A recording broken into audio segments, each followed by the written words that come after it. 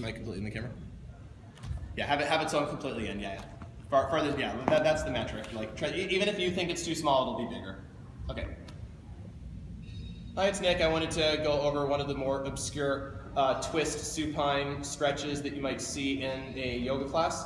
This one really good for opening up the chest and ribcage muscles. You're gonna send one palm out to the side with palm up, thumb down. Root down through the shoulder. When you root down through the shoulder, ideally on a comfortable surface, you're really able to activate that chest opening. The other hand can be on fingertips. Get the sense that you're peeling yourself up to the ceiling, 1 foot at a time.